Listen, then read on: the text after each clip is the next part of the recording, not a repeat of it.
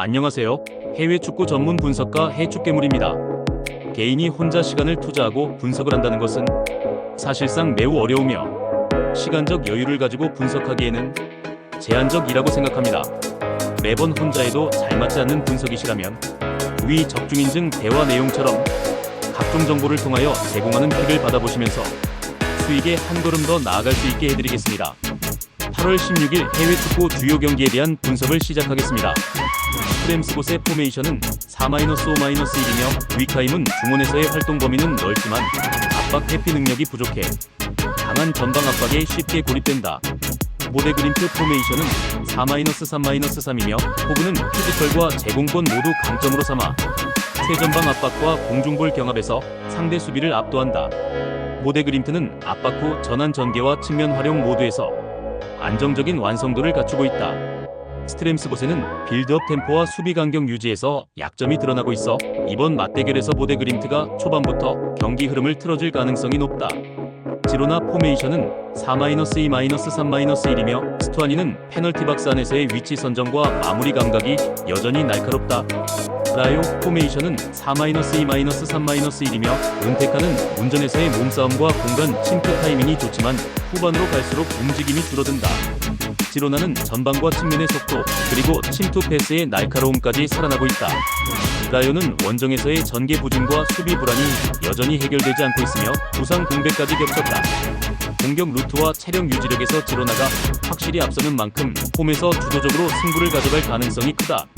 헬스타 포메이션은 3-4-3이며 존 네벨트는 후방에서 공중 경합과 커버 능력으로 수비 라인을 지탱하고 있다.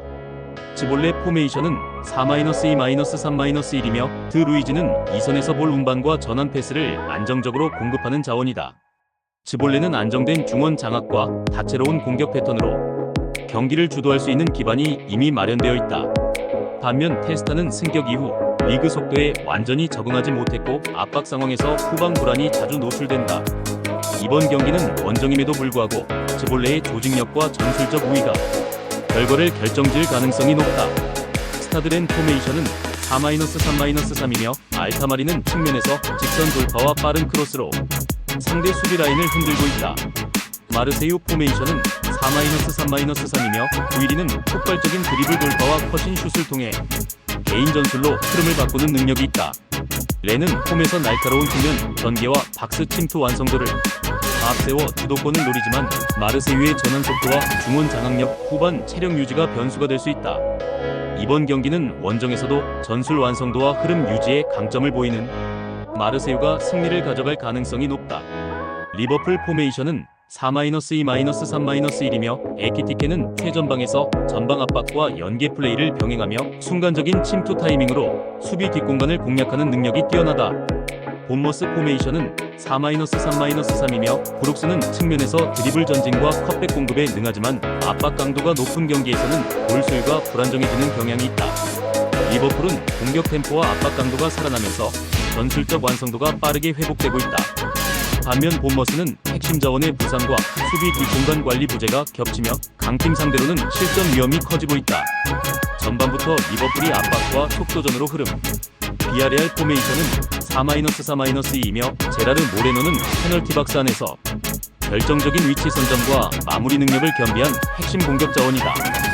오비에도 포메이션은 4-3-1이며 호세 론도는 제공권 경합과 등지기 플레이로 후방 빌드업의 연결고리 역할을 수행한다. 비아레알은 전방 핵심 라인이 건재하며 홈에서의 강한 압박과 볼 점유율이 승부를 좌우할 가능성이 크다. 반면 오비에도는 주전 이탈과 원정 불안정성으로 인해 공수 전환 속도와 수비 조직력이 모두 저하된 상태다. 이번 경기는 전방 마무리 완성도와 전술 응집력이 높은 비아레알 쪽으로 흐름이 기울 전망이다. 더비 카운티 포메이션은 4-3-2이며 모리스는 제공권과 버티는 힘에서 장점을 보이는 전형적인 피지컬형 스트라이커다. 코번트리 포메이션은 4-3-이며 토마스 아산테는 순간적인 방향 전환과 박스 안침투에서 날카로운 마무리를 보여주는 공격수다. 코번트리는 속도와 창의성을 겸비한 공격 전개로 상대 수비를 흔들 수 있는 무기를 갖췄다. 더비 카운티는 전환 상황에서의 불안과 측면 수비의 약점이 여전히 개선되지 않았고 코번트리의 변칙 전술에 고전할 가능성이 크다. 이번 경기는 코번트리가 전방 압박과 속도전으로 승부를 결정지을 흐름이다. 포츠머스 포메이션은 4-2-3-1이며 세게 지치는 중원에서 강한 압박과 전방 지향적인 패스로 템포를 끌어올리는 유형이다. 노리치 시티 포메이션은 3-4-3이며 사전트는 포스트 플레이와 박스 안 마무리에 강점이 있는 스트라이커다. 포츠머스는 압박과 전환 속도에서 우위를 보이며 하프 스페이스와 측면 돌파를 반복적으로 시도할 수 있다. 노리치는 공격 전개는 다양하지만 수비 전환과 뒷공간 커버에서 불안이 커지는 구조적 약점이 있다. 이번 경기는 홈에서 전술 완성도를 높이는 포츠머스가 흐름을 가져가며 승리를 만드는 시나리오가 더 설득력 있다. 렉섬 포메이션은 3-5-2이며 윈다스는 하프 스페이스 침투와 과감한 슈팅 선택으로 전환 속도를 끌어올리는 자원이다. 웨스트 브로미치 포메이션은 4-2-3-1이며 해계보는 일선 앞 스크리닝과 첫 패스의 정확도로 팀의 템포를 안정시키는 피벗이다. 웨스트 브로미치는 중원 템포 조절과 하프 스페이스 공략이 유기적으로 맞물려 전개 침투 마무리의 속도에서 우위를 점할 가능성이 높다. 렉섬은 조직력은 탄탄하지만 라인 간격과 복귀 타이밍이 늦어질 때 역습 한 방에 흔들릴 수 있으며 후반 체력 분배에서도 불리해질 수 있다. 결론적으로 전술 유연성과 속도전 대비해서 앞서는 웨스트 브로미치 흐름이 더 설득력 있다. 아스톤 빌라 포메이션은 4-2-3-1이며 호아킨스는 타깃형과 침투형을 모두 소화하는 완성형 스트라이커로 뒷공간 침투 타이밍과 볼 결정력이 날카롭다. 뉴캐슬 포메이션은 4-5-1이며 반스는 측면에서 강한 피지컬과 커신 돌파를 활용하지만 수비 전환 시 복귀 속도가 더딘 편이다. 아스톤 빌라는 홈 2점과 전방 압박 그리고 전환 속도에서 뚜렷한 우위를 점하고 있다. 뉴캐슬은 원정에서 간격 붕괴와 전개 지연 문제가 반복되며 공격 위협이 제한적이다. 결국 이 경기는 아스톤 빌라가 흐름을 완전히 장악하고 홈팬들에게 시원한 승리를 안길 가능성이 높다. 아스톤 빌라 포메이션은 4-2-3-1이며 호아킨스는 타깃형과 침투형을 모두 소화하는 완성형 스트라이커로 뒷공간 침투 타이밍과 볼 결정력이 날카롭다. 뉴캐슬 포메이션은 4-5-이며 반스는 측면에서 강한 피지컬과 커신 돌파를 활용하지만 수비 전환 시 복귀 속도가 더딘 편이다. 아스톤 빌라는 홈 2점과 전방 압박 그리고 전환 속도에서 뚜렷한 우위를 점하고 있다. 뉴캐슬은 원정에서 간격 붕괴와 전개 지연 문제가 반복되며 공격 위협이 제한적이다. 결국 이 경기는 아스톤 빌라가 흐름을 완전히 장악하고 홈팬들에게 시원한 승리를 안길 가능성이 높다. 블랙번 포메이션은 4-2-3-1이며 오아시는 최전방에서 민첩한 침투와 타이밍 좋은 슈팅으로 박스 안에서 강한 존재감을 드러낸다. 버밍엄 시티 포메이션은 4-2-3-1이며 후루하시는 움직임이 유연하고 볼 결정력이 뛰어나지만 제공권 싸움에서는 다소 약점을 보인다. 블랙번은 전방 압박과 빠른 전환 속도를 무기로 홈에서 강한 경기력을 발휘할 수 있다. 버밍엄 시티는 개인 기량이 뛰어난 자원을 보유했지만 팀 전반의 압박 대응과 전환 수비가 불안하다. 이번 경기는 블랙번이 홈에서 압박과 침투 패턴을 살려 승리로 연결할 가능성이 크다. 브리스톨 포메이션은 3-3이며 메메티는 측면에서 폭발적인 스프린트와 드리블 돌파로 수비를 흔드는 능력이 뛰어난 윙어다. 찰튼 포메이션은 4-2-3-1이며 헬만은 박스 안에서의 위치 선정과 마무리가 안정적인 공격수다. 브리스톨은 압박과 속도 그리고 공간 활용에서 찰튼보다 한 수 위의 흐름을 보일 수 있다. 찰튼은 측면 뒷공간과 수비 전환 속도에서 약점이 명확하며 원정 불안까지 겹쳐 대응이 쉽지 않다. 이번 경기는 브리스톨이 홈에서 압박과 빠른 공격 전개로 승리를 거둘 가능성이 높다. 미롤 포메이션은 4-3-1이며 이바노비치는 제공권과 포스트 플레이가 안정적인 스트라이커로 박스 안에서의 위치 선정이 날카롭다. 미들즈브러 포메이션은 3-3이며 브루그소르크는 피지컬과 연계 플레이에 능하지만 압박 강도가 높을 때 패스 선택이 소극적으로 변한다. 미럴은 압박과 세트피스를 중심으로 한 전술이 홈 경기에서 더욱 빛난다. 미들즈브러는 전방 압박에 취약하고 측면 뒷공간에서 반복적으로 위기를 허용할 수 있다. 이번 경기는 미럴이 강한 압박과 세컨드볼 장악을 통해 흐름을 끝까지 잡아갈 가능성이 높다. 프레스턴 포메이션은 3-3이며 오스마이치는 제공권 장악과 포스트 플레이에 강점이 있지만 활동 반경이 좁아 빠른 역습 상황에서는 기여도가 떨어진다.